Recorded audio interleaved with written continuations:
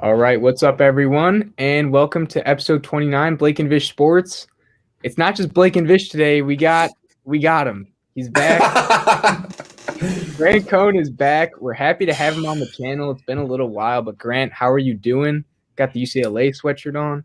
I'm doing great. Drove about 450 miles this morning, which I like to do. Spent some quality time with my Stinger. Got this, I don't know what you call it, that I ordered 2 months ago. So I'm in a great mood. I'm a little delirious, but I feel like that's when some of my best takes come out. So let's do it. Facts. Two things, Grant. One, I think that's called a windbreaker. Windbreaker. I like that. And two, I thought you were going to say you spent quality time with your wife driving back, but instead you said your Stinger. So I found that quite funny. Well, yeah, it's probably. Well, she was sleeping.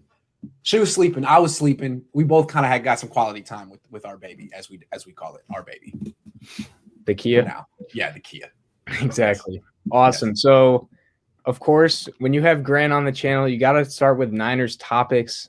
So we're going with the first one, and this is pretty recent. So Jeremy Fowler, I believe it was a tweet or it was a report, and he was saying that the Niners have finally made their decision.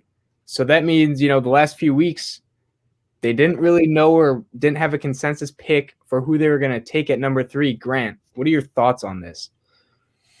It's interesting. Does this mean that they know who the Jets are going to take? How can you know? How can they make up their mind unless they know who the Jets are going to take? Unless it's Mac Jones. And they're like, well, we know the Jets aren't going to take Mac Jones. We're going to take Mac Jones. That's my first thing is like, I don't think anyone knows what the Jets are going to do. The Jets are a bit of a dark horse. Everyone assumes they're going to take Zach Wilson, and they've allowed people to assume that. But that's not locked in stone. So, I mean, it makes sense that the Niners have like a pecking order and a priority list. But I don't know. Unless they really know who the Jets are going to take, I feel like you can't really say that. Yeah, I had a totally different take on this.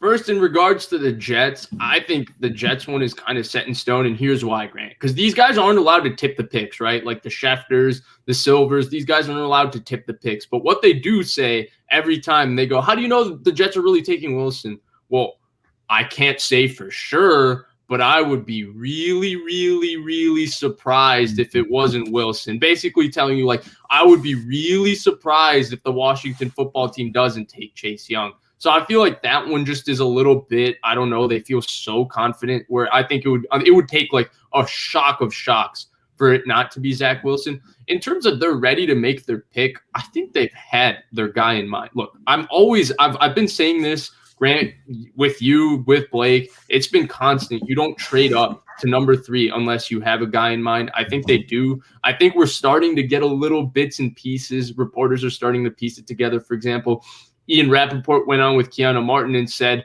so the way I was originally reading the situation is, oh, look, Trey Lance is working with John Beck. Justin Fields is working with John Beck, but Mac Jones isn't. But the way Ian Rappaport kind of presented it was they kind of feel comfortable with Mac Jones. They didn't do their due diligence in 2017 with their quarterbacks.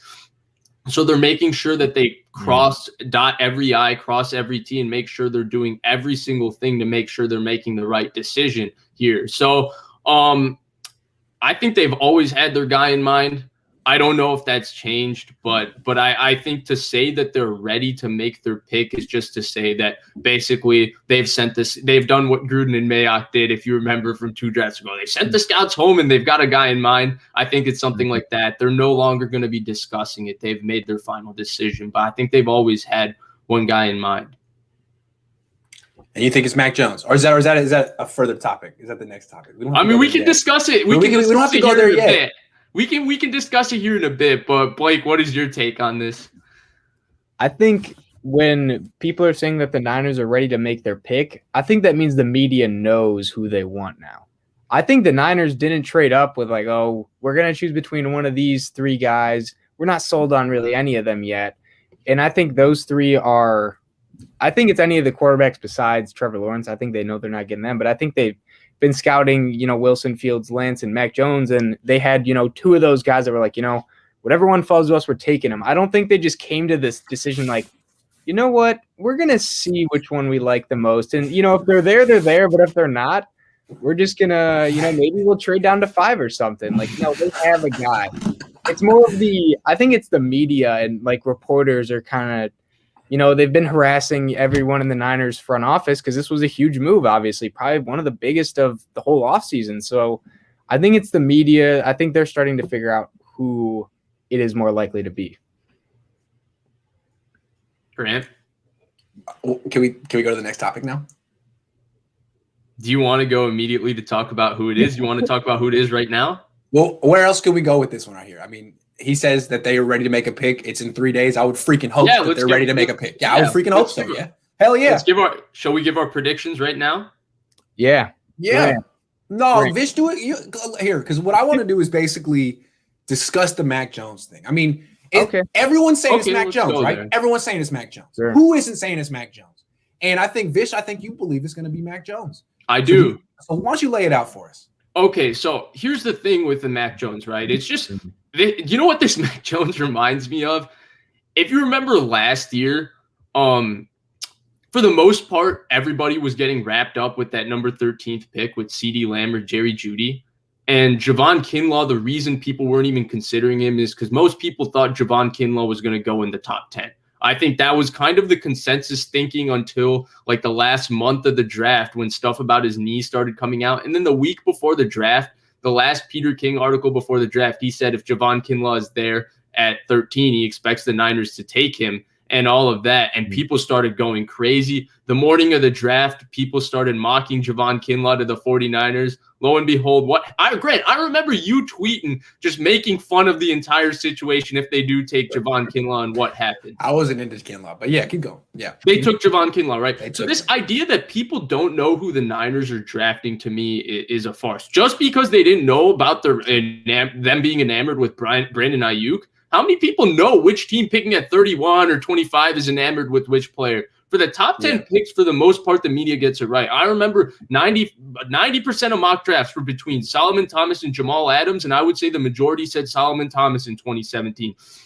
Week of the draft, I'll never forget. I wanted Minkah Fitzpatrick or Tremaine Edmonds so bad. Week of the draft, Peter King said Mike McGlinchey. Peter Schrager said Mike McGlinchey. Chris Sims said Mike McGlinchey. And at that point, I kind of figured, okay, this is Mike McGlinchey. Like the Mike McGlinchey to the 49ers, Baker Mayfield to the Browns happened a couple days in the lead up to the draft, and they happened. The media got that right. Nick Bosa, yeah, it was Nick Bosa, Quinnen Williams, Nick Bosa. But Grant, would you say that 95% of mock drafts had Nick Bosa by the end of the process? Question. So when people say, oh, the media doesn't know, they have an inkling. And when people like Adam Schefter, Chris Mortensen, Michael Silver, all these people, they've been wrong before. But the reason they have this clout in this name is because they're right, like 90% of the time. That's why they have this name. That's right. And when they say Mac Jones, and they say Mac Jones with this conviction, I mean, Ian Rappaport went on a show that's run by the 49ers, got interviewed by an employee of the 49ers and Keanu Martin and said, I think it's Mac Jones. So when people do stuff like this, I'm sorry. Like I would prefer it to be Justin Fields. I like the idea of Trey Lance, but it feels like Mac Jones. And I think the faster that as fans we come to that reality, the less we can protect ourselves from that disappointment. Mm-hmm. I can't disagree with anything you said. I mean, you drew parallels, you used historical evidence. That's an A+. That's A+. All I'm gonna say, and Vish, I can't say it all here, but you know what I'm saying. What I'm saying is I'm not as connected, not even close, as Mike Silver, Ian Rappaport, Adam Schefter. I'm not, but I do have connections in the league. I got a few, and they're pretty good. And they don't know. I'm not saying they know, but I've talked to them, and they're saying, I just don't believe the Niners are going to take Mac Jones. And it's more than one. And I'm not saying they know. I just don't think they're going to do it. Now, they could be surprised or they could be wrong. But I know there's a significant section of the league that's like, there's no way. There's no freaking way. There is no freaking way that they're going to do that.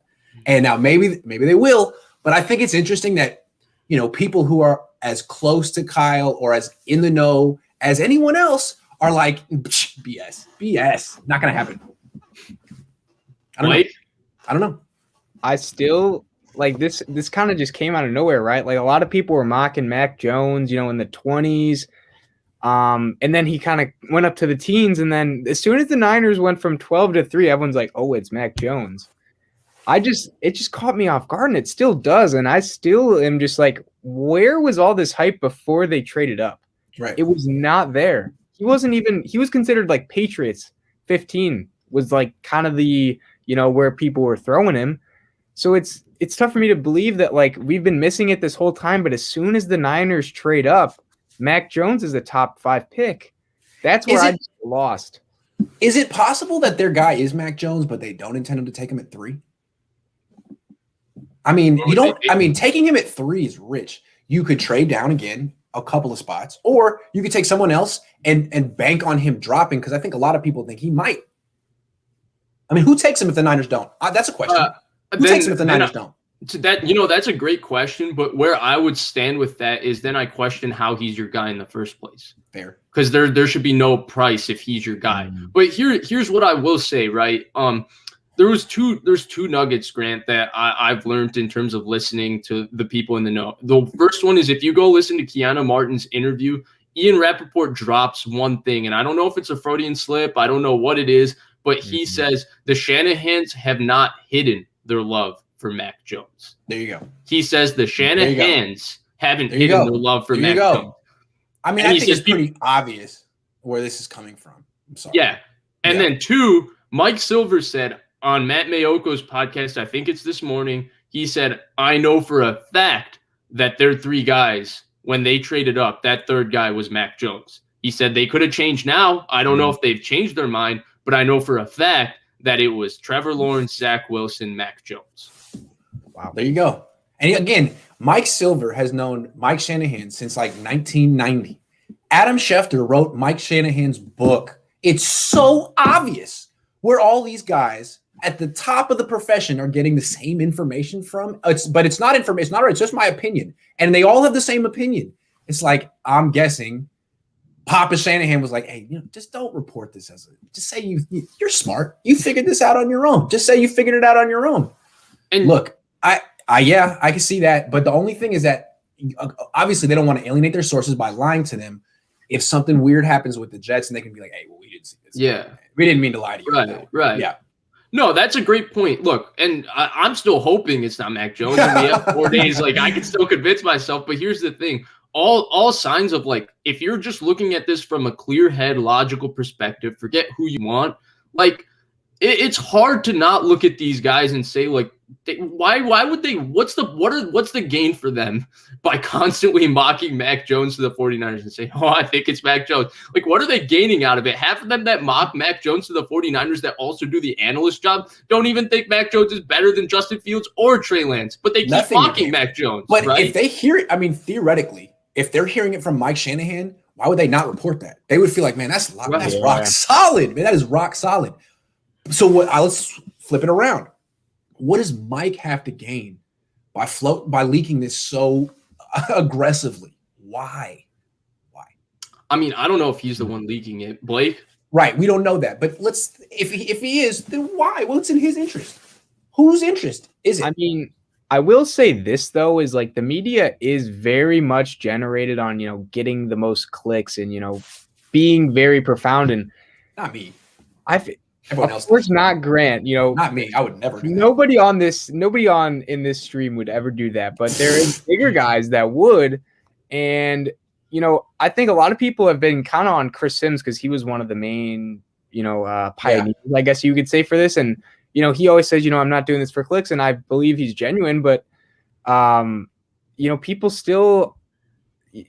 you don't always know the motives of people. But there is definitely like some facts and logic to it too. And especially if they're hearing it from the Shanahans of the world, it's pretty good to report on that. And you would think that a lot of people say the Shanahans run the 49ers. I know that's been thrown around a little bit, Vish. So maybe there is a little truth to that, Grant.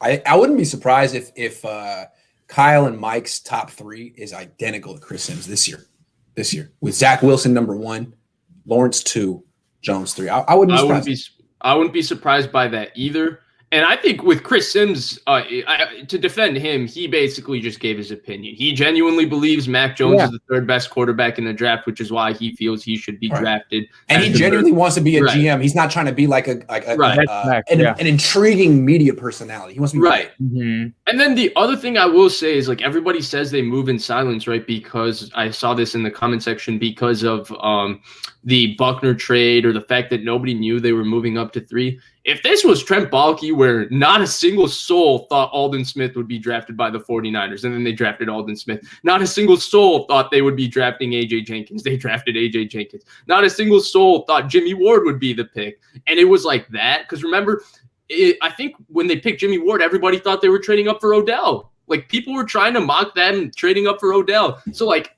this, for whatever reason, this regime, the week of the draft, the media ends up getting it right. So I'll be interested to see who the mock is tomorrow. Because if it's Trey Lance is going to be the pick. If it's Justin Fields, it's going to be Mac Jones. If Mac Jones continues, then I think Mac Jones is going to be the pick. What was I going to say? Gosh, oh man, I forgot. What I want to say is, can you tell me a more unpopular pick than what this Mac Jones at 3 is going to be? I mean, Niner fans are going to be so mad. What's a more unpopular pick? Blake, you want to take this first? I mean, I'd have to think. Like, trading up into the top 3 for this guy. I was gonna say, I don't think anything in this regard has been like they trade up super high. I mean, I know there was some stuff with the quarterbacks in 2017 with Trubisky, and a lot of people are saying Watson, but that was very two-sided. There's not as many Mac Jones, defenders as there are or as there have been in the past. Right. Because the whole fan base saying, don't do it. Yes. Right. Yes. The other thing for Trubisky was the media was boosting him up. The media was saying, the Mel Kipers, the Todd McShays, the Mike Mayocks were saying he's the best quarterback in the draft. In this case, they're all telling you Mac Jones is 5th.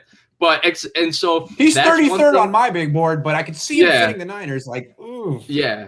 That's not nice. Yeah, that's scary. Oh, God. And then the other, if I was making this pick, I wouldn't make it, but everything I hear says it's Mac Jones. And then the other thing, Grant, I would point to, and it's because my cousin's a Giants fan, and I saw him go through the disappointment of them trading Odell. Everybody saying they were going to pick Daniel Jones, and the Giants fans were steadfast. No. It will be Dwayne Haskins. It will be Dwayne Haskins. It was Daniel Jones. And Daniel Jones is way better than Dwayne Haskins, but damn, they're still disappointed about that, I'm sure. Yes. Yeah. So I just think it's interesting that the Niners are going to do something that they know their fans are going to hate. I just wonder, like, if they trade down to number 4 and get Mac Jones, will Niner fans be a little happier about it? Can they do something like, can they weasel out of it and not take him at 3? It seems like they're going to take him at 3. I just can't wait for it. They would need someone to trade up with them, but that's true. Why would you trade up with them if you think they're going to take Mac Jones? Like, I'll just chill at 4 and take Justin Fields. Like, great. How happy do you think the Falcons are? How happy do you think the Falcons are that the Niners are going to take Mac Jones and let someone more valuable drop to them? I mean, now if they want to trade down, boom, they get more. Yeah, it's the best thing that ever happened to Atlanta. Right. And then the other thing is, right, like, I think the other way to look at it is that I think that trade down one thing, I think that's lost its charm with the 49ers fans. Like, oh, it was so cool what they did it the first time, and then it ended with Solomon Thomas. We're like, okay, we got Fred Warner out of it, but hey, let's cut. Hey, they got Brandon Ayuk out of trading down with for Kinlaw. Right, and then they got Brandon Ayuk out of it, and like Javon Kinlaw, I'm higher on him than you. I still think he's got high potential, and I think he's good. But Wirfs was just basically an All-Pro tackle as a rookie. So I think that trading down one spot thing has lost its charm for sure. Yeah. Maybe it's for the Niners only, because you guys have just been on the bad end of those. I mean, at least with the Trubisky thing, like, you guys don't get clowned too much because they traded up and they took him over, to all pros. But yeah, the Solomon Thomas pick was worse though. I mean, Trubisky's a better player than Solomon Thomas, unless Solomon Thomas turns his career around. Solomon Thomas does nothing. Yeah, but the thing is, you didn't take him over Lawrence Taylor and Bruce Smith. You took him over some other guys, but that's beside the point. 1 second before we go, yeah. I have one more thing to throw into this pot. This has been a long topic, but it's been a good one. So I know a lot of people weren't able to read the Seth Wickersham piece this morning because it's on ESPN Plus. I I also was able to read it. I don't have ESPN Plus. I just was lucky to be able to read it. And the point is that the piece actually was disappointing because there was a whole lot of nothing. But it was a nothing burger.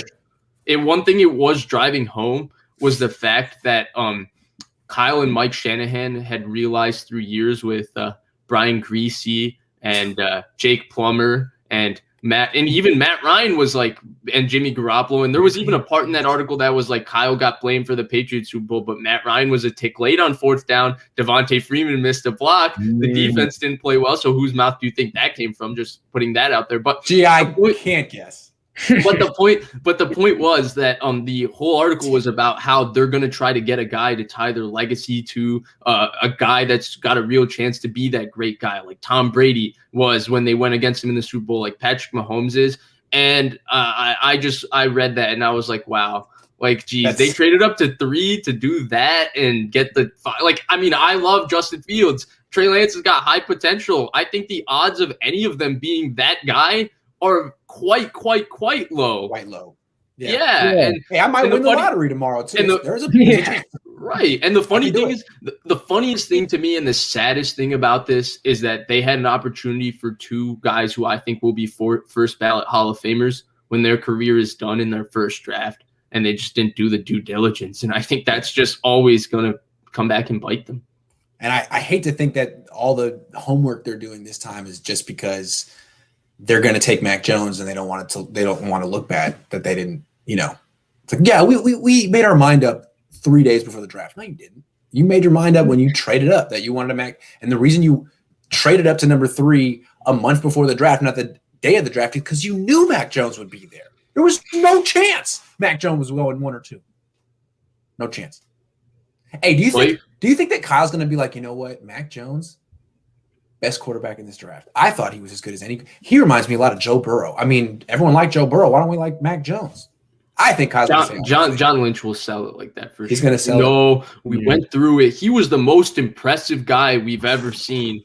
We actually liked him the most. Whoever. Nothing against Trevor Lawrence like that. Well, nothing against Trevor Lawrence. We liked him just as he was our top guy. Off the charts. Yeah. I mean, a lot of people like Joe Burrow. We see a lot of the same qualities in Mac Jones. I guarantee it. Grant, this is how it's going to go. Insert reporter's name here. We really went through this process. Kyle and his staff, our scouts, Adam Peters, Parag Marathe, insert 5 other names that none of us know, did an excellent, phenomenal job throughout this entire process, working through this. And we really came to a result, and we really came to this conviction that Mac Jones was right there. Trevor Lawrence is a really, really good player, but we had Mac Jones right there with him, and we're so happy. This is a great day for 49ers football, blah, blah, blah. Absolutely. No question. I can't freaking wait. I'm hoping and praying. Please let this happen. I want to live in a world where the Niners take Mac Jones at number 3. I want to. I know I've had a lot to say, but I got one more angle for you, and then we got to probably cut this topic. My bad, Blake. But real quick, there's one more thing. There's one more angle to this that I think is being underrated. So typically when the Niners have taken a draft pick in the Shanahan regime era, let's forget Grant Cohn. Reporters have been really positive about trying to cover that player and give him every benefit of doubt. If they pick Mac Jones, I don't think the reporters are going to stand by the 49ers, because 49ers fans are going to be angry, and reporters need their articles to sell. And negative Mac Jones articles are going to sell better throughout this training camp than positive Mac Jones articles. So I think we're going to see a lot of guys who've been writing very positively about the Shanahan Lynch era on Mac Jones when he plays poorly in practice. I think we're going to see more people than Grant Cohn really get angry about it. And I think that it's a little scary thinking about it. It'll be open season, man. And if they take Justin Fields, the opposite will be true. You'll be the only one trying to criticize. Even me, I'll have to be very careful, because any criticism of Justin Fields, people, it's hey, it's training camp, it's a kid, it's his first. Like, okay, all right, okay. But with Mac Jones, it's like, he threw a pick today? Are you kidding me? Yeah, can't wait. Trey Lance and Justin Fields, their practice report, they went 7 for 7 with no picks. Oh my God. Kyle get fired before preseason starts. No, he won't, but it'll just be drama, man. So much drama. The daily Mac Jones reports, do you understand how many hits I would get? Here's what Mac Jones did today. Here's a blow by blow. Every single thing he did. Oh my God. Fans will be pouring over that. Can't wait. All right, here's one last question. Will make me rich. I'll send this to you first. Do you think if they pick Mac Jones, that means they're an automatic for Hard Knocks? Because they're eligible this year. They are eligible. That would be interesting. That would actually be very interesting because you can't have a first-year coach because, like, the Jets and Jaguars won't be there. I think they'd be a top 3 team for, like, just the camaraderie of all of that. I mean, the Shanahans, like, that name goes around the league. That would sell. And obviously, whatever quarterback they have is going to be – people want to find out about them. And you got the Kittle and you got the Bosa's. They have the personalities of the big stars. They would be a very good fit, actually. Grant, what you think? Absolutely should have to do it. Do they have a choice? No, I don't think they have a choice, right? If the league picks them, they're in. They should have to do it. The Raiders had to do it. It's their time. It's their turn. They've been ducking it. They were like, we do our own brick by brick. Brick by brick is the worst show ever made. First of all, there's no bricks in that show. Second of all, you don't learn anything in it. They should have to do it. It's their turn. Fair's fair. Grant, they could get you on there too, interviewing players and stuff. You know what I'm saying? It could help my career. It could help their show. Maybe get the 3 of us. Maybe get the 3. Hey, you heard me in Debo's little hype video. Yeah. Hey, real quick though, if they take Mac Jones and they're on Hard Knocks, Blake, our bet this year is off because there's no way the Niners are doing better than the Packers. Hard Knocks is just bad. It's just bad juju for teams. Yeah. You can. I just feel like it's. You just can't do it with the cameras and all of that around you when you're trying to build a winning culture. I've never actually watched the show. I don't have HBO, but I'm going to splurge this year. It's a good show. It's pretty decent, yeah. Especially if the Niners are there, Grant. Well, then I have to watch it if the Niners get it. Yeah. Yeah, absolutely. Awesome. Okay, so I think it is time to discuss the Niners for a little bit. Okay. Had to get that, but now other reports. This one really has been talked about too much, but the Las Vegas Raiders are reportedly willing to move up for a quarterback if one falls past 10, which I think all 3 of us can agree that's probably going to happen, right? At least one of them, unless all 5 of the projected first round picks are taking top 10. They probably won't be. I'll send this your way first, Vish. What do you think about this report, and do you think the Raiders should do this? Well, okay, so I mean, this is classic John Gruden, right? Mm-hmm. Every draft, he's interested in one of these quarterbacks, and I guarantee you, for him, Mac Jones is not his guy. He's enamored. I'm guessing just by his history with Johnny Manziel and Kyler Murray and all these guys. I'm guessing he's enamored with one of Zach Wilson. Well, we're assuming Zach Wilson goes. And let's say one of Trey Lance or Justin Fields is the guy that makes it out of the top 10. I'm assuming he's enamored with one of those guys. I just have a massive problem with this idea that the Raiders are somehow willing to trade up as if quarterback's their problem. Quarterback's actually the best thing they have going.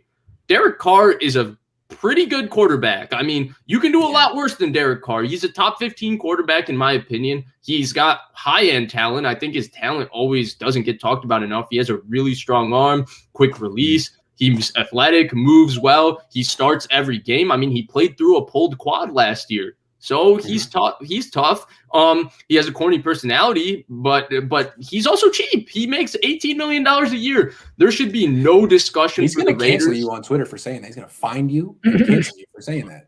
He doesn't. His brother, the whole clan, man. You can't just talk about Derek Carr that way. Good luck, Vish. I mean, he shouldn't. Bring it on, Derek. Grant, have you heard anybody who's a fan of the Niners talk more positively about Derek Carr than me? He's corny. Derek, you're corny. Sorry. You're corny. I'm a big fan, Derek. I'm going to continue defending you. Good quarterback.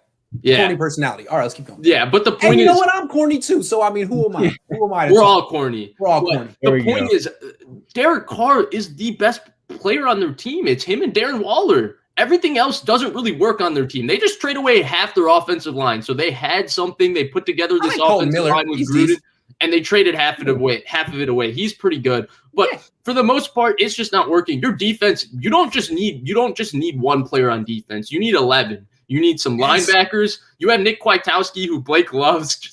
He's pretty good. He's not bad. I mean, Cleveland Ferrell is an okay player, a horrible player for the number 4 overall pick, but overall he's a serviceable player. But you need a legit defensive lineman that's a legitimate pass rusher. I think Yannick Ngakoue will help, but I think you need somebody else to go with Yannick Ngakoue. I don't know if Mad Max Crosby is that guy. I don't think Cleveland Ferrell is that guy. Corey Littleton wasn't a great signing. I don't know. I think he's a better fit for what Gus Bradley does, but I still have question marks. Your corners, I think Damon Arnett will be okay playing for Gus Bradley in that cover 3 scheme. But Trayvon Mullen, I mean, I'm actually worried for his health because every time I watch a Raiders game, I feel like he's on the ground like unconscious and there's some things there. So there's question marks. Jonathan Abram is just a bust. He's not very good at football. He doesn't play assignment sound football, and he causes a lot of problems. So there's a lot of needs across the board, and for them to trade up and act like a quarterback is what they need when the quarterback's their best player, to me, is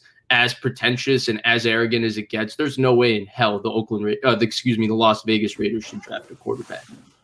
Grant. Yeah, I'm looking. Their defense gave up the 30th most points last year, and they still went 8-8. I mean, that really speaks well for Derek Carr. Imagine if they had a defense that was top half of the league. And I don't know that much about the Raiders. I don't follow them as much, but most of my friends growing up are Raider fans, and they'll tell me stuff like, hey, anytime Derek Carr's had a half decent defense, he's had a winning season. And they also said, like, nothing against Deshaun Watson, but the dude went 4-12 last year. Can you explain that to me? Like, Derek Carr's defense gave up more points. He went 8-8. I'm not saying Carr's better than Watson, but how did Watson do that? And how did Carr do that? Is Carr underrated? I think there's something to that. I think he basically is underrated. People don't like his face, his personality, that play where he looked like he was crying on the field. There's like all these little things about him that kind of turn you off. But he wanted to box Max Kellerman. Yeah, it's just bad. But give him a defense. He's a hell of a player. Derek, you're a hell of a player. Please don't sue me or be mad. I said you're a hell of a player. Just give you a defense. I don't think they should replace you, Derek. I'm on your side. No. Team Derek.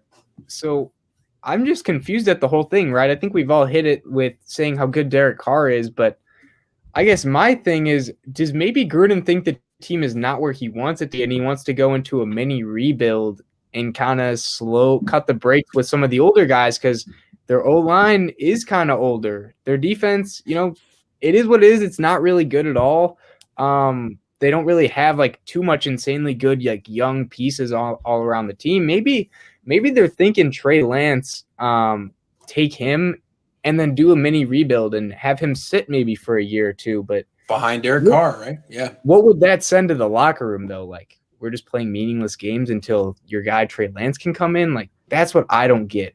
And their rebuild hasn't gone as well as maybe they would have hoped. I mean, you'd think they would be in the playoffs right now with how many picks they've had, high picks they've had. And, they spent a lot in offseason last year too, but still 8-8. So what if they want Justin Fields? What if Fields drops and they get? To me, that Gruden has been looking for a guy who can run, but also who's accurate down the field. I mean, that's not what Marcus Mariota is. He can run. He's not accurate down the field. Doesn't have a strong arm, but Fields is. Fields would be kind of what he's been looking for, I think. Mm-hmm. Nice. So he can have Fields check the ball down every time to Josh Jacobs and execute the play the way he have wants. Justin Fields and Henry Ruggs on the field together and just throw drag routes all day. Drag routes. But no, I actually think there was one thing that, like, I mean, we've all agreed, right? This is not what the Raiders should do. But I actually think Blake made one really, really, really good point, and that's about maybe having a guy sit. No, in the other side, because it's the idea of the guy sit, right? Carr only has 2 more years left on his contract, and Carr is really, really cheap right now, especially for the level of quarterback he is. He's only $19 million in terms of his salary, so that's really cheap. So they've got a really good bargain, but you're going to have to extend him either this offseason or next one, right? It's just something you would have to do. Maybe they're thinking, let's not extend him. He's cheap now, and let's develop Trey Lance. And 2 years from now, we go with Trey Lance. Or let's develop Justin Fields, and 2 years from now, we go with Justin Fields. I'm assuming the Raiders are not going to have Mac Jones as their guy. I mean, as they could be saying as simple as like, hey, he's not a top 5 quarterback. Let's find one. Let's not still. Yeah. He's top 15. Yeah. And I don't think that's a wrong line of thinking if you had some pieces on defense. Like if I looked at your defense and I said, ooh, you have this guy. You can build a defense around this guy. Who are they building a defense around? Solomon Thomas. What are you talking about? Exactly. I don't know. That's a great question. Jonathan Abram, man. That guy is terrible. And Gruden too, Vish. I was going to say too, just to add to that, Gruden has time. He has 6 years left, at least 6 or 7, because he signed 10-year contracts. So it's not like he's going to be run out of town if he doesn't perform the next 2 years. Like he still has a lot of time left. So he has the time to sit, and if he wants a quarterback that he thinks will do a lot better for Carr and will probably be much cheaper than when Carr's contract expires, maybe that's the avenue that he's looking at instead of just saying, I'd rather not have to pay Carr above $30 million when maybe he won't be a top 10 quarterback ever. And we haven't done anything with him yet, but man, they haven't supported him too much. So here, I have this question for you. If you take Derek Carr, because I think we all agree, if you look at just Derek Carr and evaluate just his whole skill set in terms of talent, right? In terms of arm talent, movement ability, processing, everything, he's on the precipice of like the top 10 to 11 to 12 quarterbacks on the NFL. I think we all agree argue that you prefer him to Ryan Tannehill. I mean, yeah, their talent is quite similar. So my question is, if you take him away from Gruden and you put him in a Shanahan offense, right? Like a Gruden. So Gruden is got a good offense. It's quarterback friendly, but it's not as quarterback friendly as the Shanahan scheme. And you put him with the Shanahan or a McVay. Do you think he could be a top 10 quarterback? Yes, I do. Give him a defense. Blake? Give him a freaking defense. Yeah, him on the Niners would be very interesting. Now they don't. I mean, it doesn't look like they're going to trade any of their picks for him. Vish almost spoke Stafford to the Niners into existence last offseason. I don't think he's doing that this time, but he's saying, hypothetically, if he were to be on the Niners, that would be really insanely cool because Waller's really good, but Kittle's better than Waller. And what are the other receivers the Raiders have had? I probably wouldn't say as good as Debo and Ayuk. It's not even the Niners, Blake. It's more like you put him in that type of scheme. Okay. Like you put him with a Shanahan or a McVay. Yeah. Boom. And now you can take Kittle you can take Pitts at 3 and trade your second round pick for Derek Carr. Boom. Problem solved. Love it. He's worth way more than he's worth way more. Okay. Jimmy and 2 and a Jimmy. Two and Jimmy and Mike McGlinchey. 2 and Jimmy and Mike McGlinchey. And a conditional 8th, 7th. Mike McGlinchey in there too, apparently. What is Carr worth? Is Carr worth a first round pick? Absolutely. Yeah. I think he is. Yeah. Why wouldn't he be? Bruce asks us, are you guys no longer confident it's Fields? I was never confident it was Fields. Blake? I think it's Fields. I still do. I still think it has to be Fields. So I was never confident it was Fields. I just really wanted Fields. I still want Fields. I like the idea of Lance. I think the big thing here is that come on. There's so much smoke around this fire. Like there's too many well-connected, smart people to say like Chris Mortensen, how many years has he been in this business getting stuff right? There's going to be a surprise. There's going to be a surprise. I don't know what it is. It's either going to be at number 2 and there's going to be a strange domino effect after that, but there's going to be a surprise.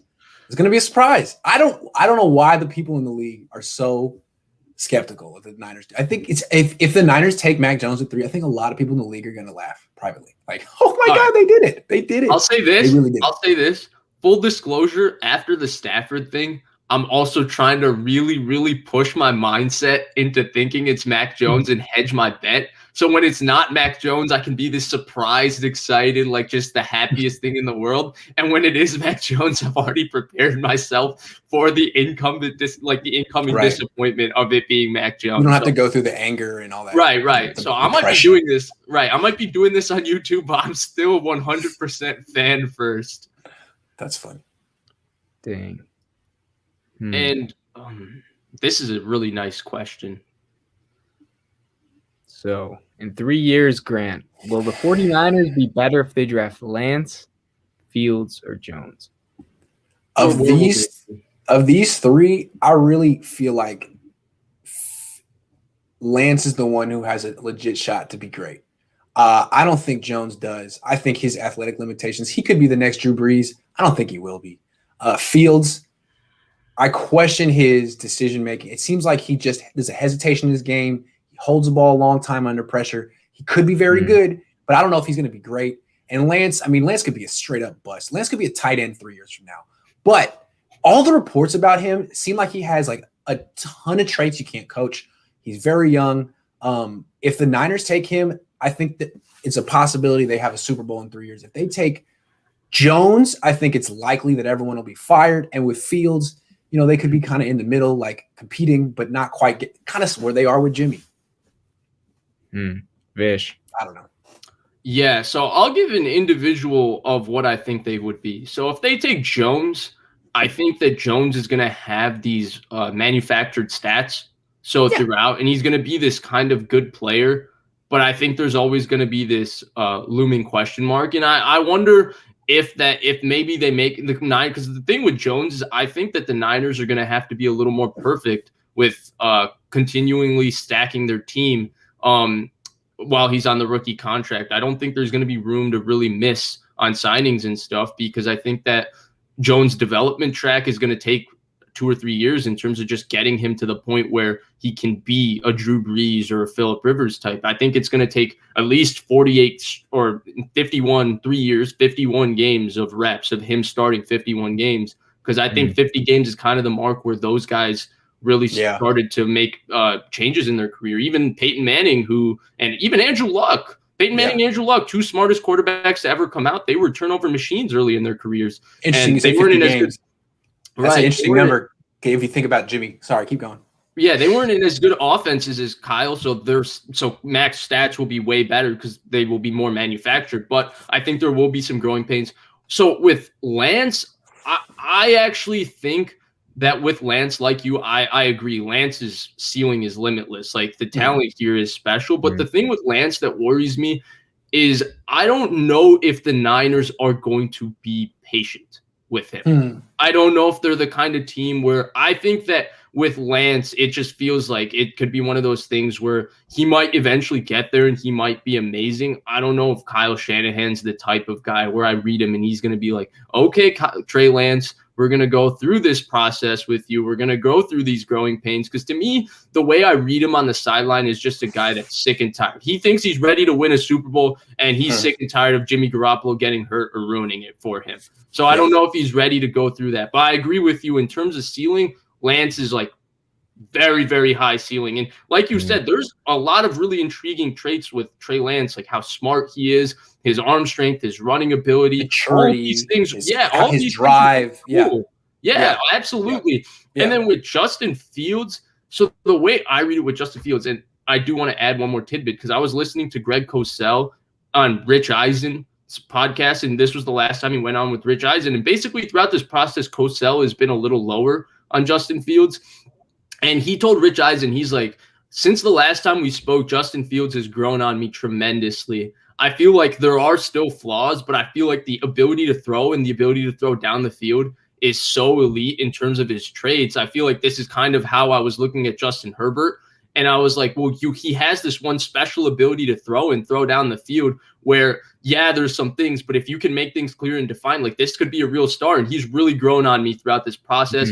And that's kind of where I'm at with Justin Fields. Like, I understand, Grant, when you say there is a slight hesitation in his game and all of that. I think in this particular offense, that hesitation gets removed. I think if you go to another offense where things like his Ohio State offense are more, Justin, it's not if you see this coverage, you throw the ball here. It's you have to progress through this and you have to see this and see that. It's because that's what the Niners offense, if you dumb it down, right? In truth, their pass game is a lot of Kyle Shanahan has tendency that you're going to get quarters, right? The Emmanuel Sanders missed. They ran the Mills concept, a dig and a post, quarters coverage from the Chiefs. How did they know to run a dig in the post versus quarters? Because they knew they were going to be in quarters. They got Sanders wide open. Quarterback missed the throw. So when you do something like that for him, I think that he could be really successful. But overall, I'm kind of with you. In terms of trajectory and success, I think Lance and Fields are the two guys that can really, really be there if everything works right. And I think Jones, it'll just take more time to be there. But I like Mac Jones. Blake, go ahead. My bad. Mac I've Jones been too. quite long. I don't like as much as Kyle Trask, but yeah, keep going. So maybe Trask in the conversation. Just kidding. Yeah. Trask at 3. So I just don't think Trey Lance really fits the 49ers timeline. I think you kind of said it best. Like, will they be patient with him? Because the fans just saw you saw the team make a championship in 2019. The 2010s maybe were a little rougher, besides a couple of years where you guys were super dominant. But is the team ready to wait a year or two for a quarterback who doesn't have the most experience and wait for them and walk them through the process, maybe go through a couple down years? And I don't think so, because if you guys have a losing record the next 2 years, will Shanahan still be there? I mean, he'd have one winning season in 6 years? No matter how good you may think he could be or don't think he is, like, that's really not good for any quarterback or any coach. So I just don't think Lance really fits the timeline in that sense.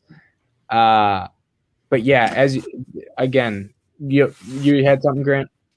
I just feel like there's a good point there, but at the same time, like, if you're trading up to 3 for a quarterback, you shouldn't be drafting based on who fits your system best or who's most pro ready. Like, the only question is who's going to have the best career, who's going to be the best 3-4 years from now, and that's the guy you want to take. And if it takes a little time to get him there, it's worth it if he ends up being great. So they just got to figure that out. So I think there's 2 ways to look at it, right? That's one way to look at it. I think the other way to look at it is who's the best player. And I think that I personally would argue that of these 3, Justin Fields is the best player. But I've seen genuine arguments, yes, right now. I've seen good arguments laid out for the fact that Mac Jones is the best player of these 3 right now. And that's where I look at Kyle Shanahan and he say, I'm going to take the best player available. Like, I don't have time to sit here and figure out what Justin Fields could be or Trey Lance could be in terms of quarterback. Come on, Grant, come on. Okay. I'm just saying they're available. I'm saying. No, absolutely. Yeah. He's the best player in this draft. But yeah, you see what I mean, right? I think that's where it's tough not to read what he's looking at. Yep. Interesting. Yeah. And that was my other thing too, is like Mac Jones might be the most ready. Like, I know a lot of people mention processing is what Mac Jones is like super elite at, and maybe doesn't have the arm strength as these other guys. So maybe that fit right there. But as Grant said, you just take the best guy. And I think for me, I think Fields would be the best guy at 3. And if he does turn out to be as good as I think he can be and will be, I think there'll be a team that consistently makes the divisional round, NFC championship game, like that type level team. Making the Super Bowl is super hard. And I mean, it's impossible to predict even 2 years from now. But yeah, I think they'll definitely be a contender with Fields. Kyle made that little comment about, any year that you don't have a top 5 quarterback is a tough year. Exactly. And you cannot tell me that you ever think Mac Jones is going to be a top 5 quarterback in the NFL. Yeah. You may feel he's a good fit for your offense, but he's not going to be a top 5 quarterback in the NFL. I think I feel pretty confident to say that. And so if you traded up to number 3 to take some guy that you feel is going to top out at like 12th best in the league, why did you do it? Why did you do that?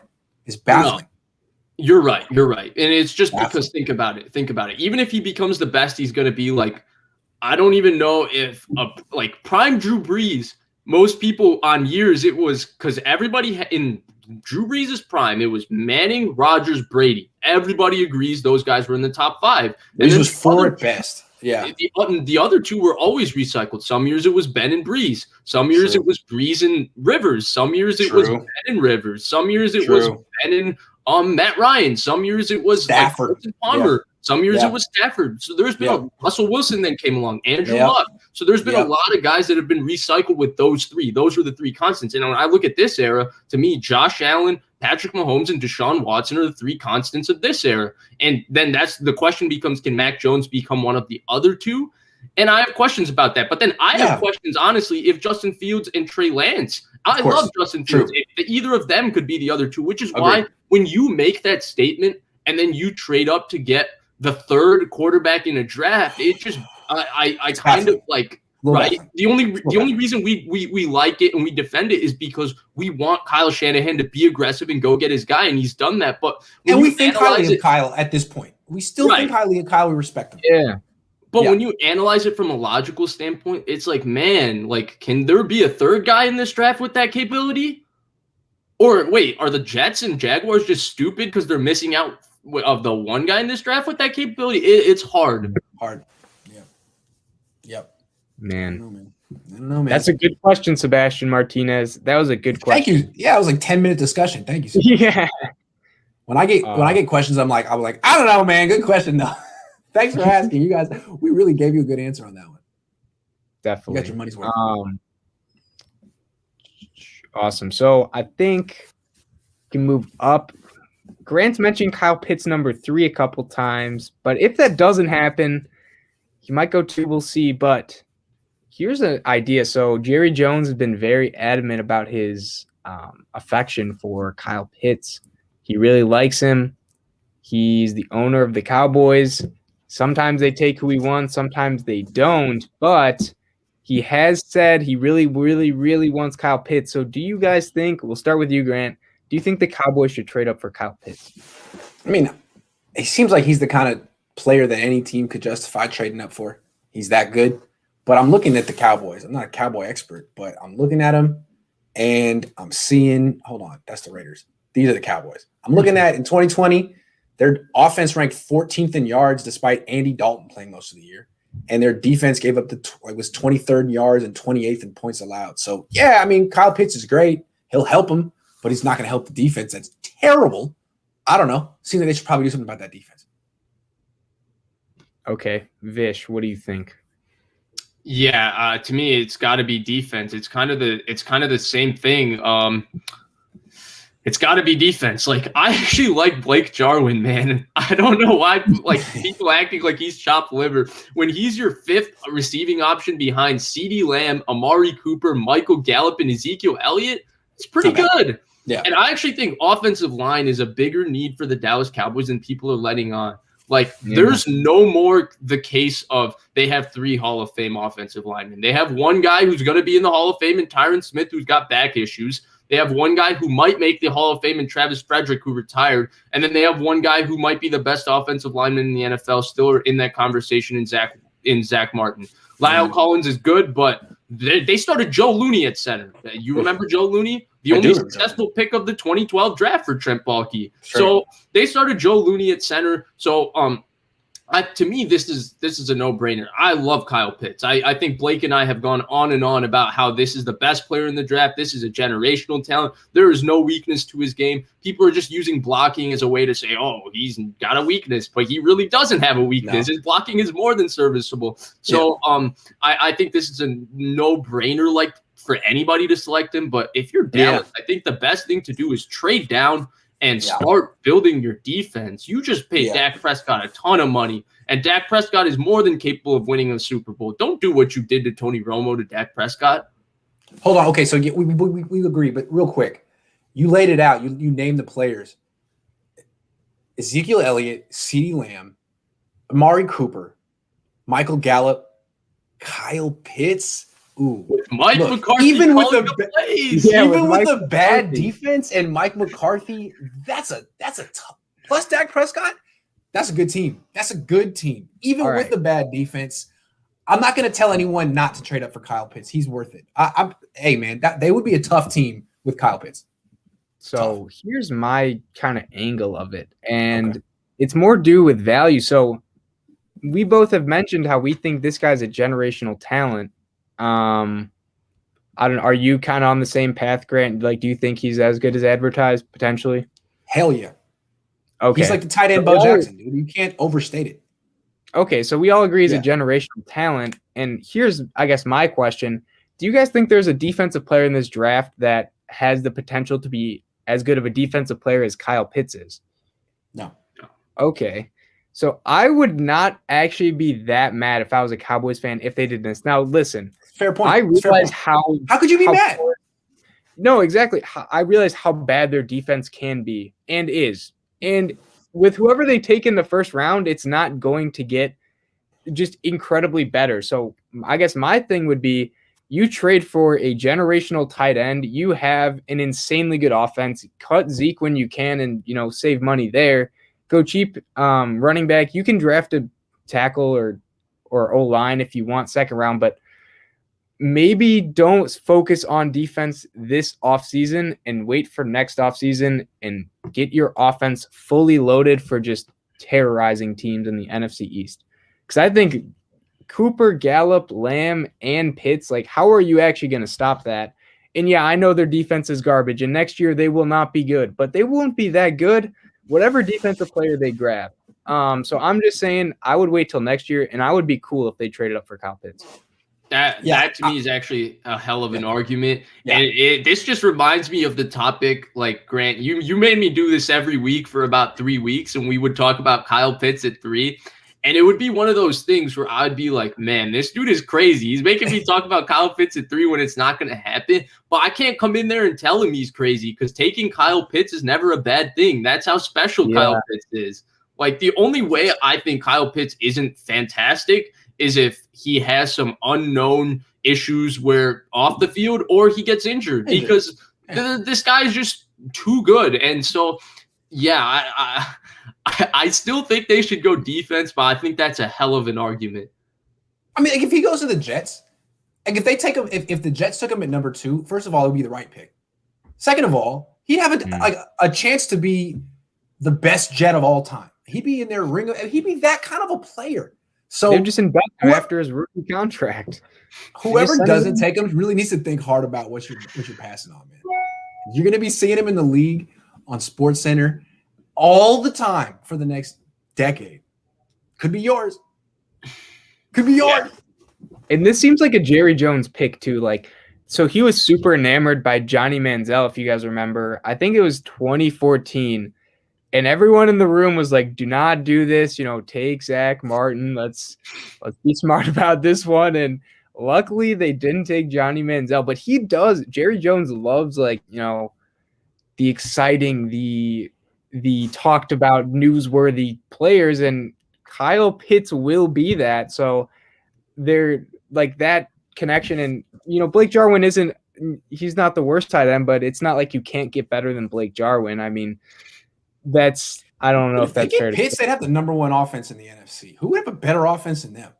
Nobody. Assuming that Prescott's, Prescott. Yeah, right. He should be fine. I mean, that's a hell of an offense, and I don't know.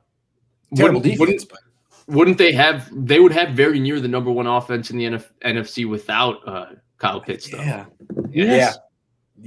It'd be interesting. That's the thing. Whoever Kyle Pitts goes to could actually, like, tip the balance of power next year. I think he's that good. I think he's that good right now. Atlanta with Kyle Pitts could have the number 1 offense in the NFC. Julio Jones and Kyle Pitts on the same team. I would love with Calvin Ridley. Oh, I would love to see that. Yeah. Yes, definitely. So we just talked ourselves into it. Dallas, go for it. Yeah. So we got a question from Jason here. He wants pro comps and ceilings for Fields, Lance, and Mack. Okay. Well, anybody got him off the top of their head? Because I got him. The ceiling for Mac Jones is Drew Brees, right? That's the ceiling. I was going to say Kurt Warner. Ooh, I remember Kurt Warner having a little bit more juice on his arm than that. Yeah, a little bit. I mean, a little bit more juice on his arm than that. But yeah, hey, you can add arm strength. We've seen these quarterbacks do it. If he could add a little bit of arm strength, Kurt Warner is a better ceiling. I think, like, maybe Mark Bulger is more what I'm thinking of when I think of Mac Jones right now because of the arm. So yeah, Kurt Warner, if he adds, okay, let's give him Kurt Warner. Let's give him Kurt. Ceiling. For Lance, it's Steve McNair, right? And Steve McNair was a co-MVP. And if you think about Steve McNair in this era, whoo. I think Lance's ceiling's a little higher than McNair. Really? I think Lance's ceiling is dumb. I think it's stupid. I don't know if he's going to get there. I'm not saying he's going to get there, but theoretically, his ceiling is stupid. It's dumb. I know his ceiling is like a Hall of Famer. I'm not saying he's going to get that, but his ceiling is a Hall of Fame. I think it's even. I don't know who would it be. I mean, I don't know, man. I don't know. Blake, we haven't seen it. We haven't seen someone he actually looks like a running back, but he throws like so well too. There's a reason people compare him to Josh Allen, and the person I compare Josh Allen to is John Elway. So. You name a Hall of Famer that's physically gifted, I think that's a fair ceiling for to be fair to McNair, McNair was really good. He kept Jeff Fisher employed in Tennessee for how many years? That itself is an achievement. Yeah, and he was really good. He was really good, for the record. He was hella good. And then he went to the Ravens. It was good, too. Blake, you got one for Fields? I mean, it's kind of the lazy one. I would just say Dak, just how they're built, and they're both super accurate, but nothing like, out of left field, nothing crazy. But, yeah, that's mine. Dak's good. What do you got? What do you got, Grant? I think Dak's fair as a ceiling for him. I think that's fair. I'd go one step higher. I'd go Russell Wilson. Wow. Okay. All right. Do you think his deep ball's as good as Wilson's? Because I know he threw a lot at Ohio State, but Wilson's is special. Like his is just a moon ball that just lands in your lap, right? Yeah. Yeah. I think Russell Wilson has the greatest deep ball I've ever seen. Now, I've only been watching football for 17 years, but I've never seen a deep ball like Russell Wilson. But what I will say is that in terms of this rare combination of unbelievable deep accuracy and movement ability, I think Russell Wilson's probably the only guy. Maybe like Randall Cunningham had that. Yeah, even Kaepernick didn't have that deep accuracy like that. Cam didn't have it either. Nah. Yeah, it does make him intriguing. So you could knock him for his decision making, but name a quarterback that has his combination of traits like that. It's rare. Hey, and Russ has been a Hall of Fame quarterback with occasionally questionable just decision making, not in terms of turning the football over, but in terms of passing up a lot of throws. That's true. That's true. Let's say the QB3 leaked on draft day. Would the Niners pick their QB4, Pitts? I'm not really understanding that question. Like, let's say, like Mac Jones has like his third DUI, like the night before the draft, and they can't take him anymore. Then would the Niners take Pitts? Or you know what I'm saying? Like it's like a Laramie Tunsil situation, something like that. But like even a step further, like let's say he like unexpectedly died, or like maybe not that far, but like bias or like, something like that, or some like social media stuff comes out and he's canceled. Yeah. Okay. Yeah. So I have the perfect answer to this question because Mike Silver answered this question for us on the Matt Mayoko podcast. He said that let's say that something happens and Mac Jones retires from football tomorrow in the draft. He said, because he was basically laying out the fact that he thinks they do like Lance and Fields. He said Fields has this really intriguing throwing ability. He's checked all the boxes. They've given him very positive feedback in terms of his interviews. And then Lance, from everything I hear, has just been killing it in the interviews, but he has a couple more questions. But for the most part, he was just basically saying that they were both like in a very positive light by the 49ers. And he said with Fields, he said the one thing was, he said footwork. He basically was what he wasn't as elite as Mac Jones. He takes an extra hitch, which Mac Jones doesn't. So he felt that that's what Mac Jones separated himself from Justin Fields. But he said if Mac Jones retired tomorrow, he said, I think they would happily take Justin Fields, and that would be their pick. Very interesting. Jeez, yeah, I don't. Mike Shanahan's getting real specific with his leaks. Just kidding, Mike. Just kidding. I don't know. I'm guessing, speculating.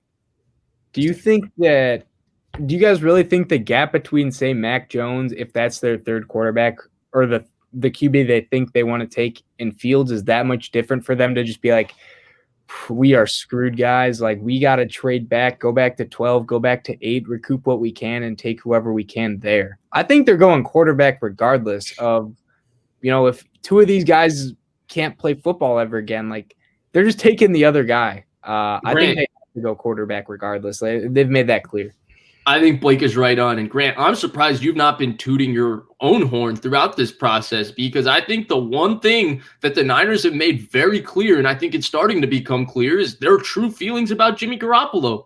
And people didn't like when you said it the last year or so, but when you trade up like this and you're willing to take the third quarterback, and you're willing, if the third quarterback is not there, to take the fourth one, what does that say about how you feel about your starter? That's an interesting angle we hadn't really gotten to since this trade, but they mortgaged the future for the third best quarterback in this draft. Jimmy, what does that say about what they think about you? That's what they think about you, Jimmy. They don't think you're very good. When Chris Sims ranked you 20th in the league last year, that's probably what they think of you, Jimmy. Prove them wrong. And he's probably right around there, and it's nothing against Jimmy, right? But it tells you how desperate they are to not do this again with him. They don't want him to be their starter next year. That's what it feels like to me. It was funny when you said how you not that you can't judge a pocket passer, but they come into their own around the 50th start if they have something special. When is he gonna get to 50 starts? He'll make 35 before he gets there. So I understand the Niners feeling like, man, if he could get there, maybe he'll blossom. But when he gets hurt too much, that's fair. If Kyle sucks. I'm telling you, man, I cannot wait for them to take Mac Jones. Do it. Please, Kyle. Please, Kyle. Please. It's only be good for my business. It'll only be good. I'm standing by my guy, Kyle. Blake, I know you're really happy because we've had many LaFleur versus Kyle arguments, and I'm sure a lot of people will become pro LaFleur the moment this happens. Yes, we have. All I'll say is this. Whatever quarterback they take, if he doesn't do good in the first year, like say you guys go 7-9 with your quarterback, do you think either Shanahan or Lynch would be fired? No, because I think Jed loves them too much, and they have that rookie quarterback excuse. But I think both of them have these sterling reputations. I mean, look at how they're being talked about. Everybody only talks about both of them positively and the moves that they make positively. I think both of them, like this move was so bold. We're going to start to get reputation checks for both of them where people are starting, and it might not be fair, but that's just what the media does. And we're going to start seeing questions about Kyle Shanahan and John Lynch both. I look at it the other way. If any other coach traded up to 3 for Mac Jones, they would be ridiculed mercilessly. If Adam Gase did it, if freaking Gruden did it, Matt Nagy, anyone. The only reason people are giving the Niners the benefit of the doubt here is because of Kyle. They're like, look, he's our 32nd ranked prospect, but Kyle likes him and he's a good fit for the Niners. So I'm not going to say Kyle's wrong because I respect Kyle. Whereas if it was anyone else, I'd be like, they should fire this guy. This is ridiculous. I mean, there'd be like outrage. I think Kyle actually still has a lot of the benefit of the doubt from the media. It was last year when people were comparing him to Belichick. Sorry, Blake. I was just going to say, I kind of, Grant's one of the few guys who I've actually heard to talk negatively about Kyle. And I think he brings up some actually very fair points in that people have kind of given him more passes than other guys have gotten. Now, I'll say I'm one of the guys who gives him those passes because I think he is a great head coach, or maybe he's a very good offensive mind and he has the potential to be a great head coach. But there's a lot of guys that have not had as many chances as he has had with, going 1-3 or having a winning season in 1 out of his 3 years. So I really do think this could be, this is kind of a make or break for him. If Mac Jones stinks it up, or whoever the quarterback stinks it up for the first 2 years, like, will he still be there is my question. And, as a Niners fan, I'd really start thinking pretty hard. Like, Mike Tomlin got by with Duck Hodges. They went 8-8. He's played with bad quarterbacks, and other guys have done the same. Yeah, and you go to Blake's favorite team's head coach, Matt LaFleur. Nobody still gives Matt LaFleur any respect. He's had 2 13-3 seasons, and yeah, Aaron Rodgers is fantastic.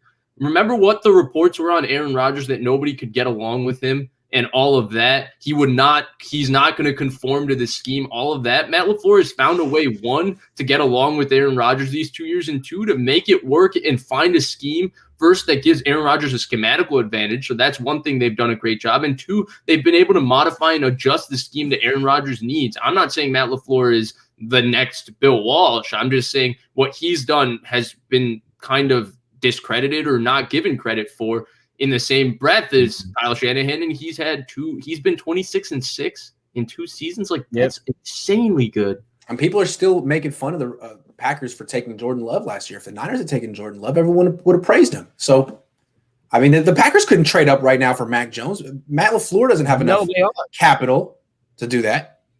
Only Kyle could do some stuff like this. I hope he does it. I really hope he does it. Come on, Kyle. And if he's wrong, my bad. Go ahead, Blake. I was going to say, Grant, we know the Packers like going at positions of strength, so they're either trading up for Mac Jones if he falls, maybe Najee Harris, because we need another running back. So be on the lookout for that. I love hearing the cynical fans of other teams. Like, I don't really know the Packers' history like that, but you do, and it makes me laugh. Yeah, I guess they would. Taking Najee Harris, Put him with Eddie Lacy in the same backfield. Ooh, that'd be Eddie Lacy, man, he was Eddie really Lacy. He was good. That's a name. James Starks. Watson, Allen, Herbert, third QB's taken. Lamar Jackson, fifth. We're in the sweet spot right now, but also Dwayne Haskins, third. Oh, What about when Jake Locker and Blaine Gabbert and Christian Ponder and just the early 2010s? Like, what about those quarterbacks that went like? Yeah, Gabbert was third, right? It went Newton, Locker at 8, and then Gabbert at 11, or Gabbert at 10. Johnny Jaguars Manziel traded there? up. Was Johnny Manziel there? Yeah, no. He was second, right? He was second. Blake Bortles was first. Yeah, Bortles. It was Bortles, but Teddy B was third. Teddy B. Yeah, I mean, I love this type of stuff because I love getting superstitious. Because this is the best part about being a fan. Because you find like different things to satisfy yourself that this is what's gonna happen. So I imagine if someone in a draft room and on an NFL team was like laying out all these superstition things. Like, dude, get the hell out of this room. You're fired.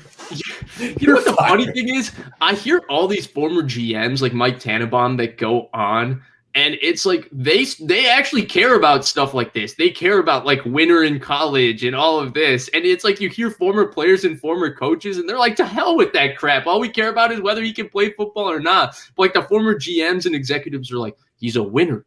He really communicates with his teammates well. He won all 3 years in college. They care about those things. Yeah, it's true. Yeah. Go Pistons. Go Pistons. Hey, I'm a Pistons fan. How far are you guys from Detroit? Like, how long would that drive be? 5 hours. 5 hours. Yeah. So it's like from here to LA. Not that long. Too bad. Oh, except we're going to a better city. To LA, about 5 hours. Yeah, obviously. Detroit. We wouldn't want to go to Detroit. That's right. Little Caesars Palace, home of the Detroit Pistons. True. Is Detroit a joke in the Midwest? Like, does no one go to Detroit for like a good time? I heard the rent center's nice. No. Blake's favorite pizza is Detroit style. So I heard Detroit style pizza is really good. It's better than Chicago Chicago style. It really is, Grant. I'll tell you that. You know, I think Chicago style pizza is a little overrated myself.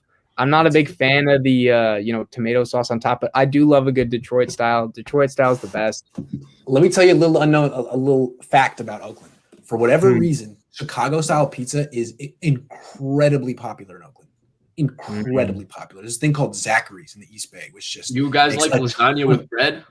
Love it. I have no idea why Oaklanders like Chicago style pizza. There's no demand for New York style, which is what I like because my dad's from Brooklyn, but you can't get it out here. You just get nonstop Chicago style. Do you guys not have Domino's? Domino's has. Yeah, we have Domino's, but Domino's is kind of nasty. Haven't you had the pan pizza, Grant? I like the commercials, but is the Domino's Detroit style good? Should I go for that? Is it? We don't eat the Detroit style, but Blake and I have been having the pan. We like the pan. Yeah. And you know you're in college when you're eating Domino's, trying to get those 555 deals.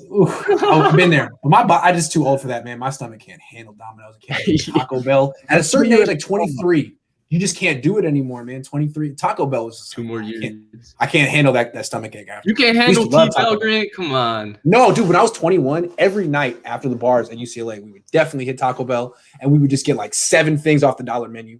We would never get anything that wasn't on the dollar menu because that's just irresponsible. You got to, of course. But you get a lot of stuff. You get beefy nachos, never beef. What is beefy? Like, it's like something kind of like beef. Beefy nachos, like 7 layer. Yeah, 75%. Yeah, I love that stuff. I miss it. I can't do it anymore. You'd be put in a coma if you. Oh my god, dude! I'd be in the bathroom with it coming out both ends. I'm sorry, I don't want to get graphic, but that stuff is. You will become too old for that very soon. I guarantee it. People in the comment section know what I'm talking about. You know what I'm talking about. We still got 2 more years. That's funny. Grant, you got anything else you want to hit here? Grant might not be an expert on quarterbacks, but he is on hip hop songs from 1991. Damn right. Nah, man, I got nothing else to say. I think I'm about to pass out pretty soon. I've been up since 4:30 in the morning. It's been a long day, but I've been looking forward all day to doing this. I'm glad we got to do it. Is there anything else you want to? I thought you wanted to do like which team should trade up. Did you not want to do that? Oh yeah. Do you want to do that? I'm doing that, yeah. I was saying the Packers. Oh, I totally forgot. How about Green Bay? Green Bay? They were this close to going to the Super Bowl. Quickly. They wasted their first round pick last year. I mean, that's a team that could. I don't know. How about Green Bay? Not going to happen. All right, so I've actually done a video on this, and here's my thinking, Grant. Tell me what you think about this. But I'm thinking the Packers trade up for one of the 3 receivers, and I want Jalen Waddle. He's my guy. Boom! But think of him in the slot. Like that's what I'm saying. That's a team that could consider themselves one player away, and they wasted their first round pick last year. Yeah, Jalen Waddle would be great for them. He'd be cool. What do you think? I mean, they have some holes on defense, but like Waddle and Devontae Adams and Robert Tonyan. Man. Also, I think Washington's an obvious one, right? They're so loaded. They're a quarterback. Yeah. They might be a quarterback away. Oh, here's a different one that I think Blake and I have discussed, and I don't think it's actually been getting the kind of traction it's gotten, and that's the Baltimore Ravens. Someone just said it right here. Jamal Armstrong. Yeah, you go. Jamal's the man. You just got the extra first-round pick. It's time. Good point. Whoever falls out of the first round, you love Alabama players. There's 2 very good Alabama wide receivers, Devonta Smith and Jalen Waddle. Whoever falls out of the top 10, or if it's Jamar Chase, who I actually think is the exact receiver or the type of receiver that the Ravens need, actual number 1 receiver with a personality and an attitude that's going to line up on the outside and win, imposes physical will on a defense, it's time. You have 2 first-round picks. You love SEC players. There's 2 Alabama guys and an LSU guy. If Ozzie Newsome was still the GM, he would be trading up first thing. Yeah, that's a good call. Although usually the Ravens trade down. Although I don't know what they've been doing recently. But they traded up for Lamar. There you go. Traded up for Lamar. There you go. Usually they just stand pat and take the best Alabama player. They took Marlon Humphrey. They just watch SEC. They love it. That's true. Any other teams? I mean, Washington, we talked about Las Vegas earlier. Although here's one, the Broncos. So if Mac Jones does go 3 and the Falcons, I don't think they're taking a quarterback at 4. Maybe they trade up so that they can't get leapfrogged by another team that wants to trade up because, the Bengals aren't taking one at 5, but maybe they want to trade up to 6 because the Lions could go quarterback at 7 and just have him sit for a year. So I think the Broncos would be interesting, and there is a couple of tall quarterbacks, so that fits the mold in Denver. So if Lance or Fields is there, that'd be 7 minimum. Oh yeah, 6'4" and above. That's kind of the they wouldn't take Wilson if he was there. Yeah, so Fields is also out, only 6'3", but Lance is nearing 6'4", so there you go. Perfect. There you go. Yep.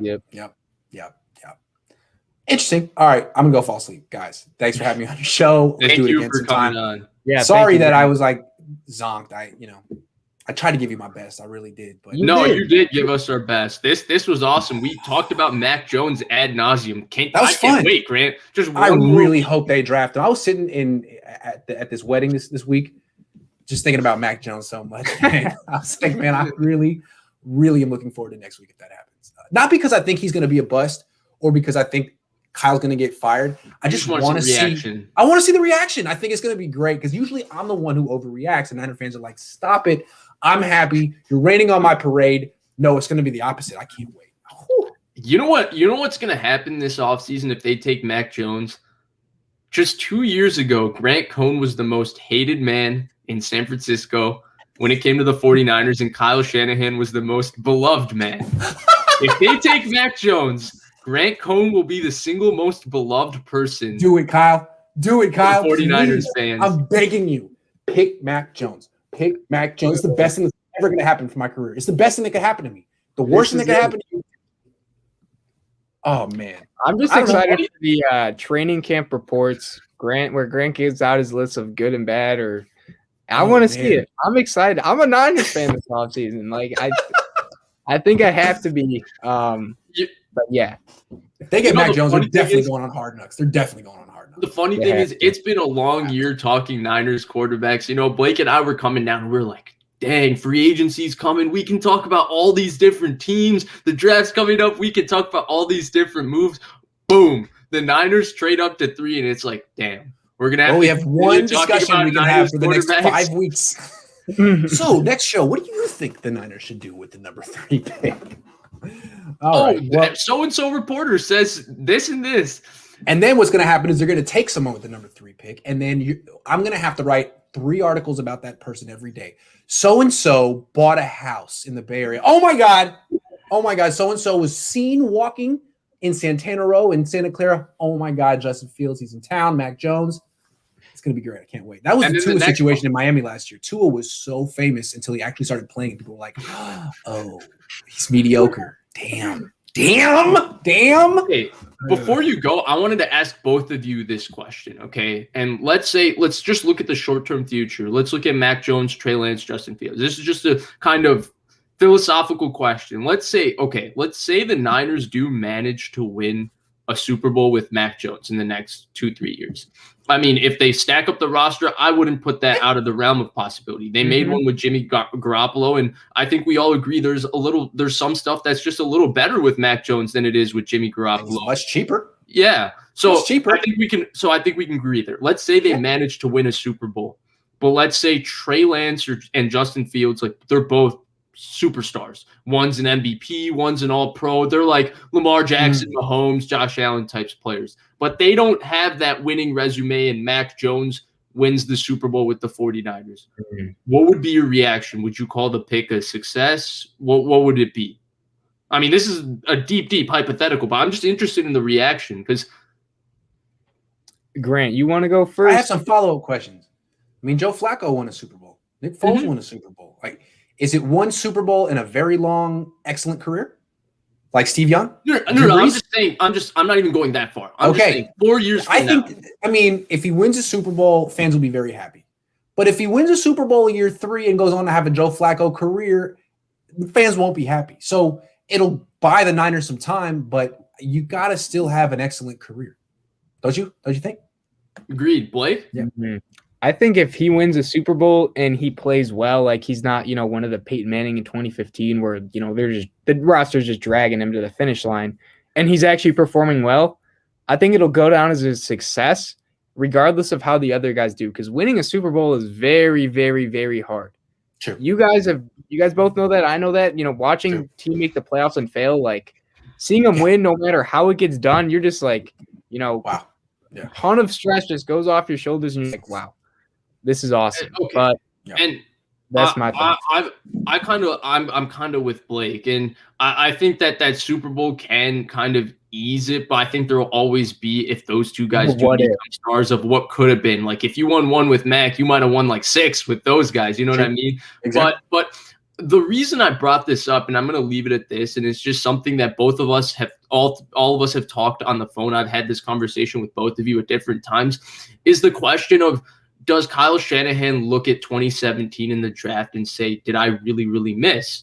Because I draw that parallel, and you say, well, yeah, he didn't get Deshaun Watson and Patrick Mahomes, 2 guys who look like they're going to be first ballot Hall of Famers 15 years from now. That's the trajectory both guys are on, especially Patrick Mahomes.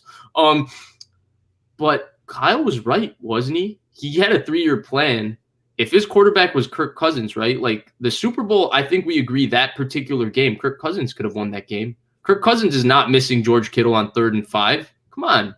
That's his first read on the play. George Kittle is wide open and Jimmy throws it to Bourne. Kirk Cousins isn't making that mistake. I mean, I could see Kyle telling himself that. So I look at, and then you draw the parallel of if they'd gotten Kirk Cousins and they'd won the 19 Super Bowl, how would people look at Cousins?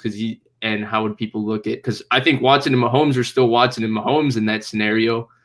It's all just so interesting. Would Cousins have gotten the 1 seed though? Would Cousins have gone 13-3? I mean, he's a pretty 500-y quarterback. Even when he's on good teams. Right.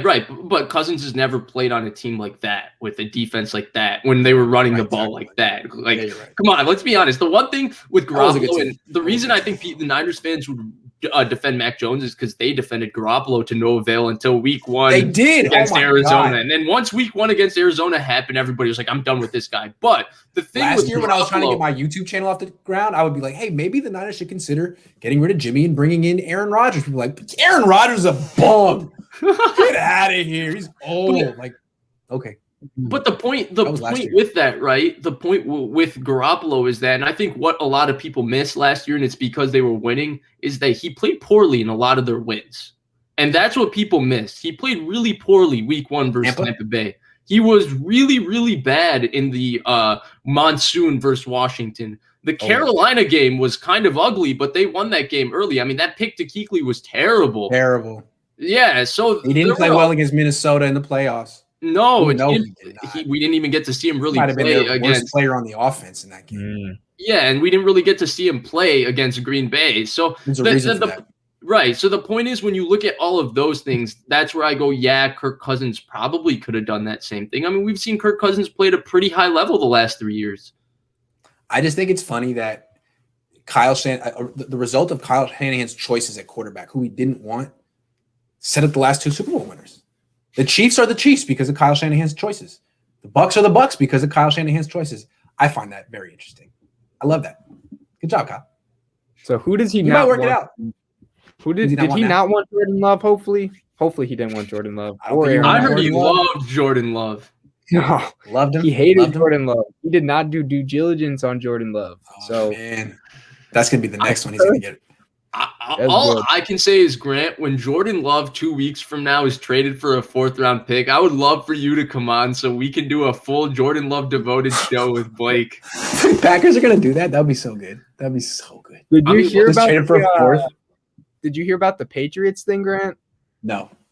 Okay, so there was this was a crazy source, but it was someone who works in the custodial area of the Packers facility, and basically they saw on a napkin Goodwill Hunting? Packers trade the 15th pick, Jordan Love, and a 4th rounder for the Patriots 15th. This was on a napkin. It's a very shoddy, not the best source, but that was actually reported. I don't think it's true, but wow. Hey, I have access to Levi Stadium. I'm going to start writing hypothetical trades on napkins and just leaving it around and seeing if people think that there's something there. I'm going to do that. I like that. I think that's the point we end the show. Yeah, I think that's the perfect time to say Grant's got a bit delirious. Blake's I'm out. I don't even remember what we've been talking about the last half hour. I'm busy talking about Kirk Cousins. I think it's time to end it. Thank you guys for joining us.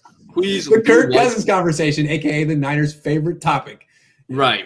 I mean, I despise that topic, but please subscribe, and share. Grant, we appreciate you coming on. Make sure you subscribe to @GrantCohn. That's the man right there. And we'll be on with Grant. We're coming on tomorrow. Yep. Absolutely. You bet it. All right, guys. We'll catch you tomorrow. Thank you, Grant. See you guys.